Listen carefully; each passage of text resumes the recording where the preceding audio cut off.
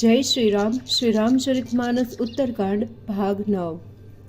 રામ ભક્તિ રૂપી મણિ જેના અંતરમાં વસે છે તેને સ્વપ્નમાં પણ દુઃખ થતું નથી. જગતમાં તે લોકો જ ઘણા બુદ્ધિશાળી ચતુર શિરોમણી કહેવાય છે, જે ભક્તિ રૂપી મણિ માટે ઉત્તમ ઉપાય કરે છે. જો કે તે મણિ સંસારમાં પ્રત્યક્ષ છે, પણ શ્રી રામચંદ્રજીની કૃપા દ્રષ્ટિ હોય તો જ તે પ્રાપ્ત થાય છે. પણ જેની બુદ્ધિ બગડી છે તેવા અભાગ્યા લોકો તેને ઠોકરો મારે છે. વેદો તથા પુરાણો પવિત્ર પહાડો છે. પરમાત્મા શ્રી રામચંદ્રજીની વાણી વિવિધ કથાવાળી સુંદર ખાણો છે. સંત પુરુષો તે ખાણોની અંદર રહસ્યના જાણકાર છે. શ્રેષ્ઠ બુદ્ધિ તે ખાણોને ખોદ કાઢનારી કોદાળી છે. જ્ઞાન તથા વૈરાગ્ય તે બે ચક્ષુ છે. જે જીવાત્માઓ ખંતથી તેને શોધે છે તેને સર્વ સુખોની ખાણ સમાન ભક્તિરૂપી મણિ પ્રાપ્ત થાય છે.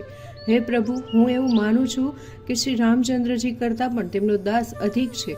શ્રી રઘુનાથજી સમુદ્ર છે તો સજ્જનો મેઘ છે. શ્રી હરિ સુવાસિત ચંદનનું વૃક્ષ છે તો સંતો પવન છે. ઉત્તમ હરિભક્તિ જ સર્વ સાધનોનું શ્રેષ્ઠ ફળ છે. તેને સંતોએ જ મેળવી શક્યું છે. આમ સમજીને જે સત્સંગનું સેવન કરે છે તેને રઘુનાથજીની ભક્તિ સુલભ થાય છે. બ્રહ્મ સમુદ્ર છે, જ્ઞાન મંદરાચળ છે, સંતો તો દેવો છે. જેઓ સમુદ્રનું મંથન કરીને તેમાંથી કથારૂપી અમૃત કુંભ બહાર કાઢે છે, તેમાં જ ભક્તિરૂપી મધુરતા રહેલી છે. વૈરાગ્યરૂપી ઢાલથી સ્વ બચાવ કરી જ્ઞાનરૂપી તલવારથી મદ લોભ મોહરૂપી શત્રુઓને સંહારીને જે વિજય મેળવે છે તે હરિભક્તિ જ છે. હે ગરુડજી, તે બરાબર વિચારી જુઓ.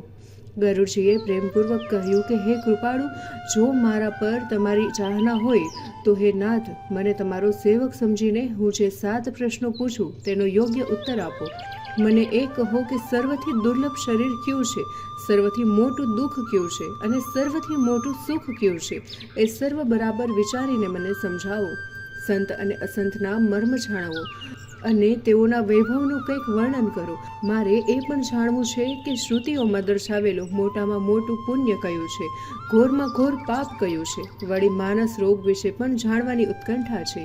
આપ મારા પર કૃપાવંત છો અને સર્વજ્ઞ છો, તો આ બધી બાબતોનો ખુલાસો કરો. કાગભૂષુંડીજીએ કહ્યું કે હે તાત, હું તમને સંક્ષેપમાં સર્વ નીતિ કહું છું, તે ધ્યાનથી સાંભળો. મનુષ્ય શરીર જેવું શ્રેષ્ઠ શરીર બીજું કોઈ નથી, કારણ કે ચરાચર જીવો તે પ્રાપ્ત કરવા માટે યાચના કરતા હોય છે. દેવતાઓ પણ તેની ઈચ્છા કરે છે. મનુષ્ય શરીર એ નર્ક, સ્વર્ગ તથા મોક્ષમાં જવાની નિસરણી છે. વળી તે કલ્યાણકારી ઉપદેશ, વૈરાગ્ય તથા ભક્તિ આપનાર છે.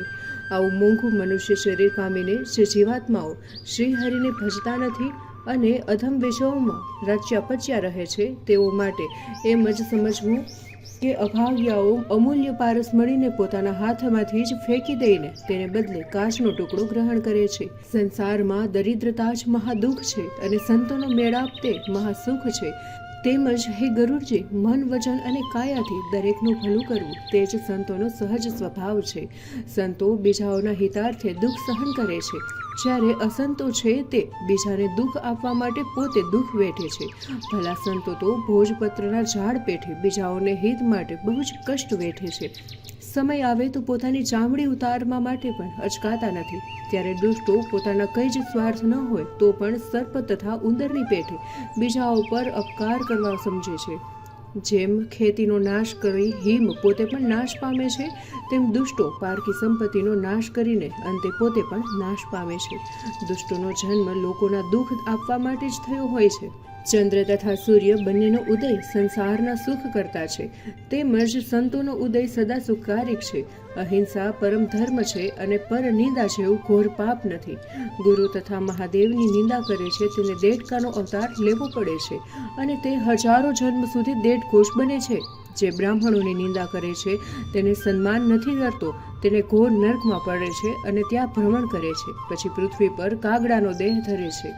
હે પક્ષીરાજ, મારા દીનતા ભરેલા કરુણ વચનો સાંભળી દયાળુ લોમશ મુનિએ મને જ પૂછ્યું કે હે બ્રાહ્મણ, તમે આ પ્રદેશમાં મારી પાસે કયા કારણથી આવ્યા છો?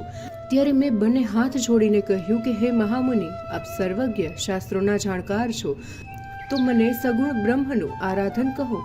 તે વખતે હે પક્ષીરાજ, લોમશ મુનિએ શ્રી રઘુનાથજીના ગુણોની થોડીક કથા મને પ્રેમપૂર્વક સંભળાવી.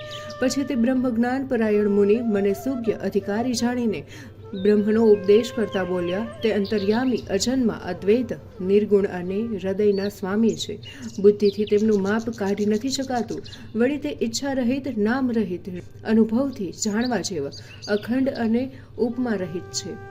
તે નિર્વિકાર, નિસમ, મન તથા ઇન્દ્રિયોથી પર, વિનાશ રહિત, વિશુદ્ધ અને સુખના ધામ છે. વેદો કહે છે કે તેજ તું જળ તથા તરંગની માફક છે અને તેમાં પણ તારામાં કંઈ ફર્ક નથી. મુનિએ ઘણી રીતે સમજાવ્યા, પણ નિર્ગુણ મત મારા ગળે ન ઉતર્યો. મેં પુનઃ હાથ જોડીને કહ્યું, હે મુનિ શ્રેષ્ઠ, સગુણ બ્રહ્મની ઉપાસના મને જણાવો. કારણ કે મારું મન રામ ભક્તિ રૂપી જળમાં માછલાની પેઠે રહ્યું છે. હે જ્ઞાની મુનીશ્વર, તે તેનાથી વિખૂટું કેમ પડે?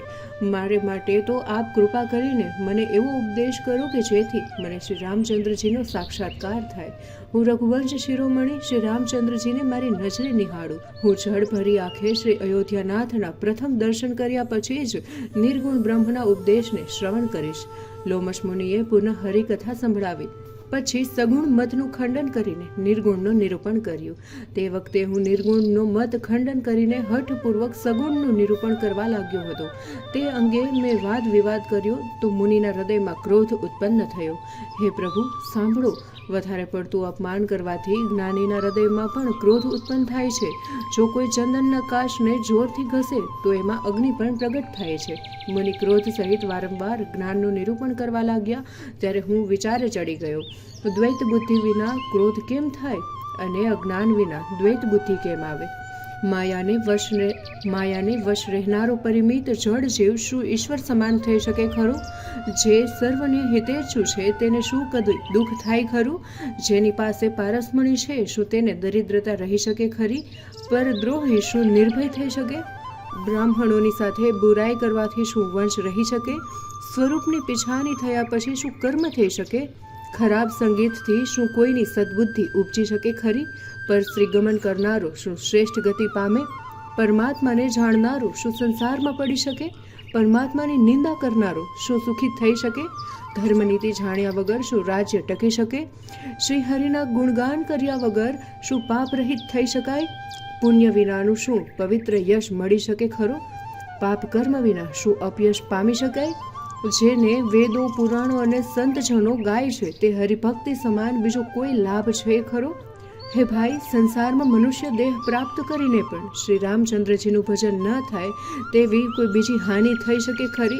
ચાળી ચુગલી જેવું કોઈ અન્ય પાપ છે? અને હે ગરુડજી, દયા સમાન શું કોઈ બીજો ધર્મ હોઈ શકે? આ પ્રમાણે હું અનેક યુક્તિ પ્રયુક્તિમાં મનને વિચારતો રહ્યો અને મુનિનો ઉપદેશ આદરપૂર્વક સાંભળ્યો નહીં. જ્યારે મેં વારંવાર સગુણનું સમર્થન કર્યું ત્યારે ક્રોધે ભરાયેલા મુનિ બોલ્યા કે હે મૂઢ, હું તને ઉત્તમ શિખામણ આપું છું, છતાં તું માનતો નથી અને સામા અનેક ઉત્તર પ્રત્યુત્તર કરી રહ્યો છે. મારા સત્યવચન પર તું વિશ્વાસ નથી કરતો અને કાગડાની પેઠે બધાયથી ડરે છે. ઓ મૂર્ખ, તારા હૃદયમાં બહુ જ પક્ષપાત છે, માટે તું તરત જ ચાંડાલ પક્ષી એટલે કાગડો બની જા. મુનિનો શાપ મેં મારા શિર પર ચડાવ્યો. શાપથી હું જરાય ગભરાયો નહીં, ન ડર લાગ્યો કે ન દીનતા આવી. હું તે જ ક્ષણે કાગડો થયો. ફરી લોમશ મુનિના ચરણમાં શિર નમાવીને રઘુકુળમાં શ્રેષ્ઠ શ્રી રામચંદ્રજીનું સ્મરણ કરતો આનંદપૂર્વક ઉડીને ત્યાંથી ચાલ્યો ગયો. શિવજી કહે છે, હે પાર્વતી, જે શ્રી રામચંદ્રજીના ચરણનો પ્રેમી છે તે કામ, મદ, ક્રોધથી રહિત છે અને સર્વ સંસારને પોતાના સ્વામી શ્રી રામચંદ્રજીના રૂપમાં જ જુએ છે. પછી તે કોની સાથે વિરોધ કે વેર ન કરે. કાકભુજુંડીજી કહે છે, હે ગરુડજી, સાંભળો, એમાં મુનિનો કંઈ જ દોષ ન હતો. સર્વના હૃદયમાં પ્રેરણા કરનારા રઘુનાથજી હોય છે અને તે દયાના સાગર પ્રભુએ મુનિની બુદ્ધિ ભ્રમિત કરી અને મારા પ્રેમની પરીક્ષા લીધી. મન, વચન તથા કર્મથી મને પોતાનો દાસ જાણીને પ્રભુએ મુનિની બુદ્ધિ પુનઃ પલટાવી. મુનિએ મારી સહનશીલતા જોઈને અને શ્રી રામચંદ્રજીના ચરણકમળ પ્રત્યે પ્રેમનો દૃઢ વિશ્વાસ જોયો ત્યારે મુનિએ ઘણા જ આશ્ચર્યની સાથે વારંવાર પસ્તાવો કરીને મને આદરપૂર્વક પોતાની પાસે બોલાવી લીધો અને અનેક પ્રકારે મને સમજાવી સંતુષ્ટ કર્યો. પછી પ્રસન્ન થઈને મને રામ મંત્ર દીધો. કૃપાનિધાન મુનિએ મને બાળ સ્વરૂપ રામચંદ્રજીનું ધ્યાન કેવી રીતે કરવું તે વિધિ સહિત પ્રેમપૂર્વક બતાવ્યું. તે સુંદર સુખ આપવાવાળું ધ્યાન મને બહુ જ સારું લાગ્યું. તે હું આપને પહેલેથી જ સંભળાવી ચૂક્યો છું. મુનિએ મને ઘણા સમય સુધી ત્યાં રાખ્યો. તે સમય દરમિયાન તેમને શ્રી રામચરિતમાનસનું વર્ણન કર્યું. બહુ જ પ્રેમથી મને આ કથા સંભળાવીને બોલ્યા, હે તાત, આ ગૂઢ અને સુંદર શ્રી રામચરિતમાનસ મેં શિવજીની કૃપાથી મેળવ્યું હતું. મેં તને શ્રી રામચંદ્રજીનો પરમ ભક્ત જાણ્યો છે, તેથી મેં સર્વચરિત્ર તને પ્રેમપૂર્વક કહ્યું છે. હે તાત, જેના હૃદયમાં શ્રી રામચંદ્રજીની ભક્તિ ન હોય તેની સમક્ષ આ કથા ક્યારેય ન કહેવી. લોમશ મુનિએ તેને મને સારી રીતે સમજાવ્યો. ત્યારે મેં ઘણા પ્રેમપૂર્વક મુનિના ચરણમાં શીશ નમાવ્યું. મુનીશ્વરે પોતાના કરકમળથી મારા શિર પર સ્પર્શ કર્યો અને પ્રસન્નતાપૂર્વક આશીર્વાદ આપ્યા કે મારી કૃપા પ્રસાદીથી તારા હૃદયમાં અટલ રામ ભક્તિ વસશે. તું સદૈવ શ્રી રામચંદ્રજીને પ્રિય, ઉત્તમ ગુણોનું સ્થાન, અહંકાર રહિત, કલ્યાણ રૂપ, માન રહિત, ઈચ્છા પ્રમાણે રૂપ ધરનાર, તારી ઈચ્છા પ્રમાણે દેહ છોડનાર અને જ્ઞાન તથા વૈરાગ્યનો ભંડાર થા. એટલું જ નહીં, પણ તું જે આશ્રમમાં શ્રી રામચંદ્રજીના સ્મરણ કરતો વસીશ તે 1 યોજન સુધી મોહ માયા નહીં વ્યાપે. કાળ, કર્મ, ગુણ, દોષ, સ્વભાવ આદિથી ઉત્પન્ન થતા દુઃખો ક્યારેય તારી પાસે નહીં આવે. શ્રી રામચંદ્રજીની ગુપ્ત અને પ્રગટ જેટલી પણ કથાઓ જે ઇતિહાસ અને પુરાણોએ ગાય છે તે સર્વ ખૂબ જ સરળતાથી સમજી અને જાણી શકીશ. શ્રી રઘુનાથજીના ચરણ કમળમાં તારો નિત્ય નવીન પ્રેમ થશે અને તું જે કામ કે ઈચ્છા કરીશ તે શ્રી રઘુનાથજીની કૃપાથી પાર પડશે. હે ધીર બુદ્ધિવાળા પક્ષીરાજ, સાંભળો. લોમશ મુનિનો આ આશીર્વાદ સાંભળી ગગનમાં ગંભીર બ્રહ્મવાણી થઈ કે હે જ્ઞાની, તમારું વચન એવમસ્તુ, એમ જ થાઓ. આ મન, વચન અને કર્મથી મારો ભક્ત છે. આકાશવાણી સાંભળી મને અત્યંત હર્ષ થયો. હું પ્રેમ વિભોર બન્યો. હવે મારો સર્વ સંદેહ મટી ગયો હતો. પછી મુનિને નમ્ર વિનંતી કરીને તેની આજ્ઞા લઈ તેના ચરણ કમળમાં વારંવાર શિર નમાવ્યું. હું ઉત્સાહપૂર્વક આ આશ્રમમાં આવ્યો. પરમ કૃપાળુ ભગવાન શ્રી રામચંદ્રજીની દયાથી મેં દુર્લભ વરદાન પ્રાપ્ત કર્યું. હે ગરુડજી, 27 કલ્પોથી હું અહીંયા રહું છું. હું અહીં રહી નિરંતર શ્રી રામચંદ્રજીના ગુણગાન કરું છું અને ચતુર પક્ષીઓ અહીં આવી પ્રેમપૂર્વક શ્રવણ કરે છે. અવધપુરીમાં શ્રી રામચંદ્રજી ભક્તોની હિત માટે જ્યારે જ્યારે શરીર ધરે છે ત્યારે ત્યારે હું અયોધ્યા નગરીમાં જઈ શ્રી રામચંદ્રજીના તે પ્રિય નગરમાં રહું છું અને બાળ પ્રભુની બાળ લીલાઓને જોઈને આનંદ મેળવું છું. પછી હે પક્ષીરાજ, કેટલોક સમય વિતાવ્યા બાદ શ્રી રામચંદ્રજીનું બાળ સ્વરૂપ હૃદયમાં ધારણ કરી મારા આશ્રમમાં ફરી પાછો આવતો રહું છું. આમ જે કારણે મને કાગડાનો દેહ મળ્યો તે સર્વ કથા વિસ્તારપૂર્વક મેં આપને જણાવી. હે તાત, આપે પૂછેલા સર્વ પ્રશ્નોના મેં ઉત્તર આપ્યા છે. ઓહો, શ્રી રામચંદ્રજીની ભક્તિનો મહિમા અપાર છે. આ કાગડાનું શરીર મને એટલા માટે પ્રિય છે કે આ શરીરથી જ રામચંદ્રજીના ચરણમાં મને પ્રેમ થયો છે. પ્રભુના દર્શન થયા છે અને સર્વ સંદેહ ટળી ગયા છે. માસ પારાયણ 29મો વિશ્રામ. જય શ્રી રામ.